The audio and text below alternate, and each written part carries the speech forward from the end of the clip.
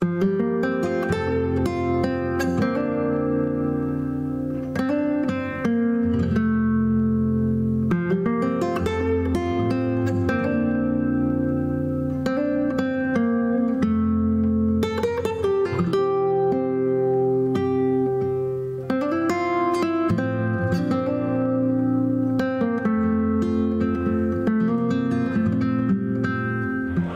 folks, here we are. We're at Central Minex 2023.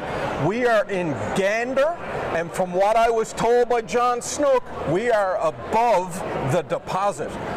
I have my first guest here, and it's really, really exciting for us to have Norm Mercer. I'm told he's the founder of the Prospectors Association. So Norm, go ahead and introduce yourself. Yeah, okay, well, no, thank you very much for giving me a few minutes to have a chat with you. And so originally, like I say, I grew up here in Gander back in the 50s and 60s, went off to university at MUN when I was 16 in 1970, and I earned my geology degree at MUN during the early 1970s. As a geology student in the summer, most of the summers I worked with Noranda Exploration, and Noranda Exploration, of course, one of the largest mining and mineral exploration companies in Canada at the time, were quite active in the central mineral belt, in the central Newfoundland, and I had an office here in Gander, so I worked with them. And one of the things that I learned at a very early age in my geological career, both as a student and then later as a professional, was the importance that the prospector plays in the identification and discovery of the new mineral showings, occurrences, mineralized boulders, and the important part that they play in the early stages of mineral exploration. So that was a really great learning experience for me. Well, I'm going to ask about that because, you know, it conjures up, frankly, the Wild West. Is it more organized now? It seems like it is. Yes. Tell us a little bit about that, Norm. Yes, it's much more, it's much more organized, it's much more regulated and permitted, and certainly there's a tremendous amount of attestment to the environmental sensitivities. Of course, you know, prospectors and field geologists, all the various people that spend time in the out of doors, I mean, love Mother Nature, love the environment, and want to do their work in the best possible manner and the least intrusive manner possible. And certainly the early stages of geological mapping and field work, or prospecting, of course, is very lightly intrusive as to the environment. Not far different than someone who's out hiking or out trouting or camping. Right. So that's something that it's people who have an interest and passion for the outdoors, but also a passion for adventure, a passion for discovery, and maybe the chance of going out and finding a significant economic mineral deposit, whether it's gold or nickel or copper or many of the other important minerals. So you graduated in the 70s. How many graduates would be coming out of the geology program back then? Back then, I remember in our second year in geology, we had, I think, a little over 40. And I remember when we went in for our first mineralogy class, and the professor was one of the top mineralogists in North America, Czechoslovakian-born mineralogist. His name was Dr. Stephen Babasik, and he was a fantastic professor. But I know just before the lecture, when we started in the course that year, and he said, look, I want all of you to basically remove your smiles, realize that you're going to go through some pretty serious scientific course material and evaluation in mineralogy and crystallography, and I'm not sure if half the class will be here when we finish at the end of term. So it went on from there, from 42 at that time, which was a large class, and it was down to 26, I think, when we entered the third year. So about 24 individuals who were involved. Of course, Memorial's geology department was well recognized throughout the country, throughout North America, certainly as one of the most respected geological schools within universities in this part of the world. And of course, like the island of Newfoundland, and of course then the large landmass Labrador, where we have captured in our rocks like pictures frozen in time of geological events and rock formations that formed back almost 4.3 billion years ago in Labrador, and hundreds of millions of years old certainly on the island of Newfoundland. And the island of Newfoundland, of course, was one of those classic places in the world where people could come, scientists could come from internationally all over the world, and because we had such great coastal exposures, but we could see where two ancient continents, ancient North America to the west and parts of North Africa, Avalonia to the east. Within the middle there was an ancient ocean that was dotted and filled with both submarine and surface expressions of volcanic islands, an ancient ocean, and then over several 100 million years those two ancient oceans came together, crashed together, and destroyed the old ocean. In fact, moved and thrust some of the old rocks in the ocean floor and upper mantle onto the western carbonate platform on the west coast that make the great Klippa and mountains of the Long Range in western Newfoundland, such as Blow Me Down and Gross Moor and so on. And of course, then in the east we had parts of ancient North Africa and the remnants of the ancient ocean captured in between. And so it was one of those places where in the world you could go and actually see where a mountain building episode occurred, where two ancient continents came together over several 100 million years, destroying an old ocean. This in geological language is called an orogeny, or a mountain building episode. And so we are one of the best observed pieces of the old Appalachian mountain chain, which existed along the eastern portion of North America, swung over through the top of Louisiana, and is lost in the Texas plains. And then, of course, when the modern Atlantic opened up several 100 millions of years ago, half of the old Appalachian mountain belt drifted to the east, and now you see it in parts of Ireland, Scotland, the Scandinavian countries, and it's lost in the Siberian steppes. So what a, you know, one of the great, some people call Newfoundland the island, the eighth wonder of the world. So it's exciting to listen to you talk about that. I'm going to bring it back to the Prospectors Association. So you are the current president. Volunteer president. Volunteer president, and the association. Tell us a little bit about what that association does. Yes, so I worked with Noranda for several years. Then I gained a contract position with the Provincial Department of Mines back in the mid-70s, late 70s, and I worked as the mineral exploration consultant through the Geological Survey for 33 years.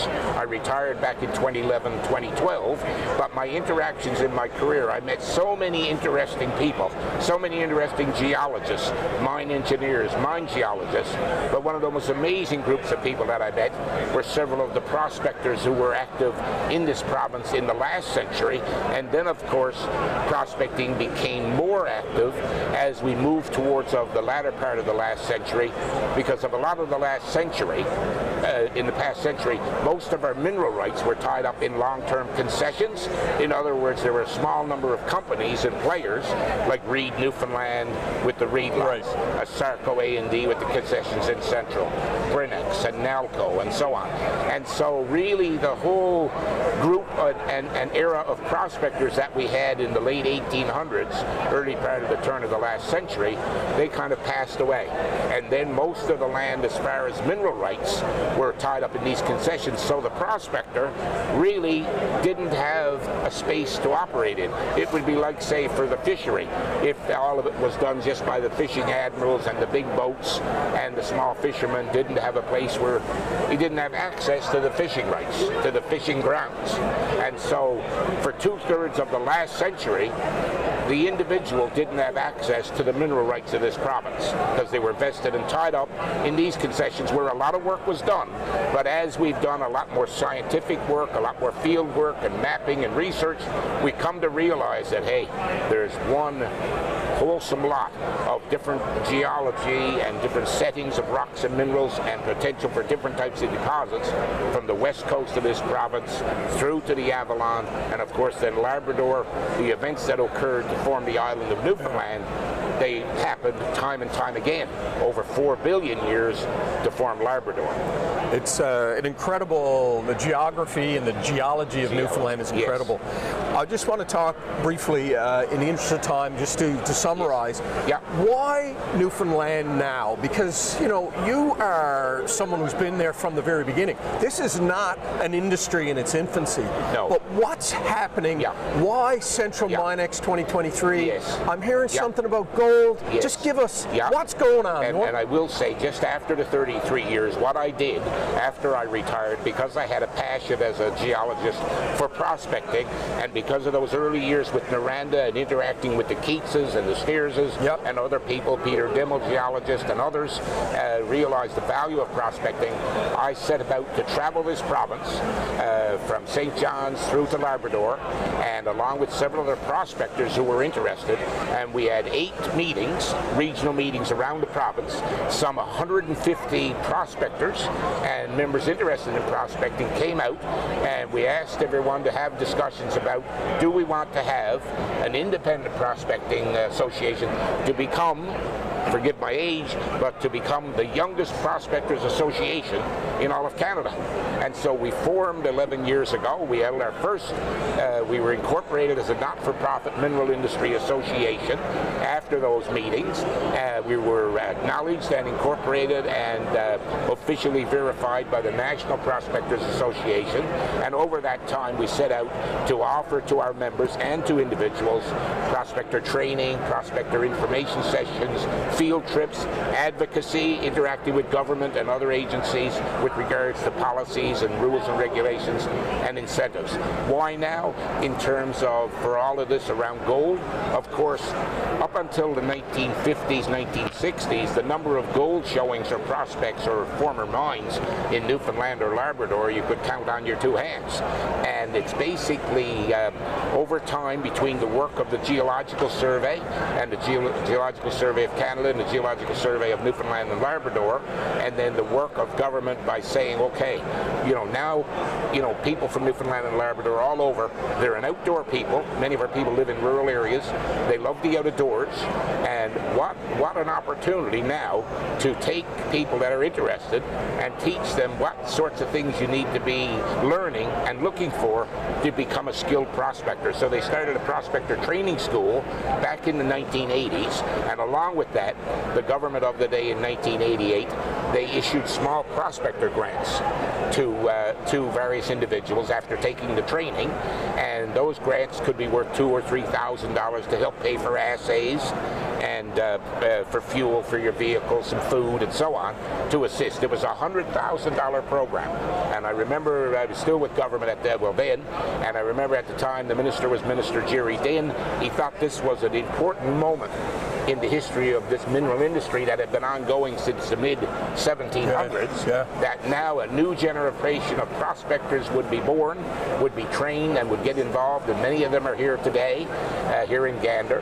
and the buzz is gold, of course, but at that time, thought it was an official and auspicious moment, invited the first individual in who was going to get the first grant, and his name was Albert Chislett.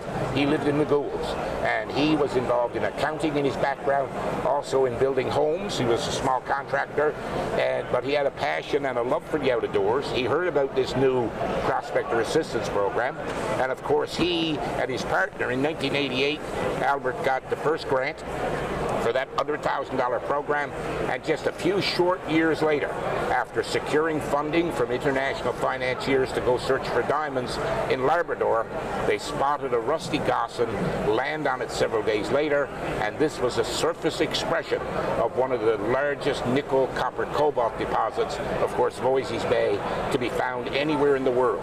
That small investment and encouragement, and what it led to in such a few short years, which would have said, like, this was at surface and on land. What year, Norm, was that again? That was in 1988 when he got the got the first grant. He found that in 1988. In 1993 is when he and Chris Verbisky, who grew up in Buckens. Chris was also, I think, teaching part-time over at the Prospector School, teaching them how to pan and so on.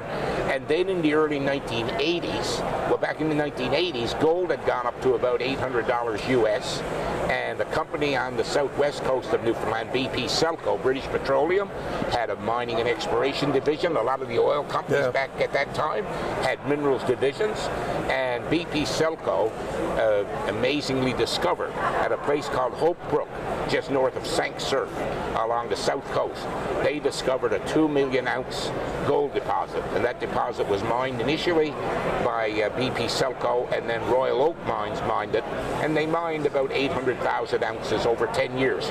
But that was the first indication of a sizable gold deposit to be found in this part of the ancient Appalachian Mountains. Wow. And then in the 1980s, when the federal government brought in the flow-through program, so companies and investors could put money into juniors, the tax incentive and credit flowed to the shareholder or to the investor, but the monies moved right into exploration. So that generated a lot of money around the same time as gold prices were fairly healthy, and so there was a lot of gold exploration on the island, not to what it is today, but at that time several smaller deposits were discovered on the Bay Verte Peninsula and near Springdale. Deposits like the Pine Cove deposit that Anaconda and Signal Gold had mined for 10 years, or the Nugget Pond deposit that was mined for 5 years by Richmont Mines and Hammerdown. But why today? Yes. Because a lot of it is because today we have, from the work of the provincial government and certainly in cooperation with the federal government, we have a lot of data from lake sediment samples, from regional maps, 1 to 50,000 on the island, 1 to 100,000 in Labrador. A lot of information has been gathered through the various geological surveys and scientific surveys. The province has also, as I say, had training programs in the past and assistance programs, also a program for juniors to get some rebates on some of the drilling, because it is a high-risk exploration sector. Only 1 in 1,000 prospects may turn into a mine. Some people say it's more like 1 in 10,000. I'm a bit more optimistic than that and view it as 1 in 1,000. And so, but for much of the last century, our mineral rights didn't have that first person on the ground, that person, the boots and hammer, the prospector. And also with all of the work by the various pulp and paper companies and logging companies and all the myriad of woods roads throughout Newfoundland and Labrador, where of course much of our area, all of our area was glaciated a number of times, but these new woods roads and trails and highways, they opened up and exposed a lot of new bedrock, or opened up and exposed maybe mineralized boulders. And so from that, and with the interest, of course, where gold started to move in 2016, it started to move up from about $1,200 to $1,400 and increase as it is today close to $2,000 US per ounce. Numerous areas where showings and prospects were noted, but now people went in and found some higher grade gold in significant intersections, in terms of significant thicknesses. And so back in the fall of 2019, a company that got involved with several of our local prospectors, Alan Keats, Kevin Keats, and prospecting geologist Peter Dimmel, they picked up some high-grade gold showings and prospects that were noted just west of Gander and just east of Appleton and Glenwood, along what's called the Appleton Fault. Yes. And lo and behold, in their first hole that Newfound Gold drilled, they hit in their hole, just like almost like at Voisey's Bay when Al and Chris drilled drill hole number 2 and discovered a very thick intersection of really high-grade nickel, copper, and cobalt, massive sulfides. Newfound Gold intersected 19 meters of over 3 ounces, or about 3 ounces per ton gold. Where does that rank in terms of gold finds in history? I think, well, certainly it's up there in terms of, I think that year, I think it was either the first or second best drill hole that had been discovered in a number of years in the world in terms of that intersection. But it ranks right up there with some of the great gold discoveries in Canada over the last couple of 100 years. And certainly what we're seeing there now with Newfound Gold as they've continued, and with the investment that they've had behind them, over $100 million or more dollars, and 10 to 12 drills that are drilling systematically along this Appleton Fault, which is a deep crustal fault which brought fluids with gold from very deep within the crust, probably upper mantle, and up to close to surface. And so this ranks as probably one of the most significant gold finds in Canada in several decades. Norm, we're going to have to clue it up, but I can tell you this. That was what started the spark.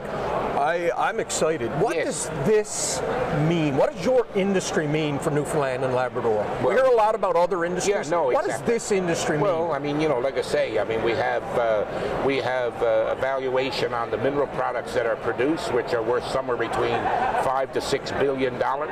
You know, in terms of commodities produced, I think we're second as far as GDP contributor, next to oil and gas.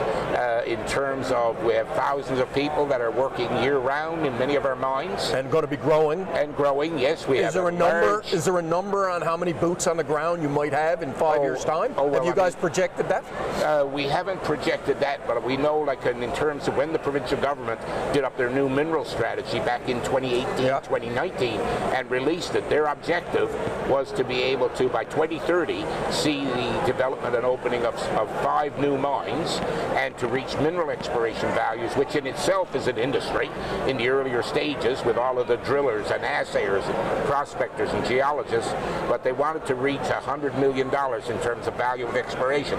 This past year, 2022, we exceeded $240 million of dollars. I was talking to one of the councillors here for Gander last night, and he said, like, there's only 3 communities that have grown in size over the last number of years in the province. One of them is Gander, and he said, you know, a big part of that is gold. And gold can be a significant, we could see several new gold mines over the next 3 to 5 years, and projections are with some of the finds that we could see several others after that. Of course, it's all highly regulated and permitted, and it takes a lot of time to drill off and define an economic deposit. So right now, Newfound Gold has not published a resource figure or reserve figure. That's still some time out. But Marathon Gold, for instance, which is the largest mine under construction in all of eastern Canada at Valentine, southwest of Buckens. Like, you've got hundreds of people there that are involved in the construction side, tradespeople, laborers, professionals, engineers, environmental technicians. So you're looking at potentially over the next few years several thousand new jobs in mining. Wow. Mining that can go for a long time. Norm, we've got some other guests coming on. I'm blown away by that. I will tell you this: when we've done a lot of trade shows at Gale Force Winds. I feel like a prospector, because when I come here, I'm never quite sure who I'm going to talk to. You're our first guest today, and I feel like I struck gold by actually talking to you. So thank you very much for being on Gale Force Winds. No, and all the best with the show. Thank you. Some people think I'm a rare nugget, and like I say, but your name of your company, Gale Force, right now the island of Newfoundland is experiencing a gale force in gold exploration, and also newly discovered lithium in this province and many other mineral commodities. Very exciting. Thank you very much. exciting. Thank you, sir. All the best.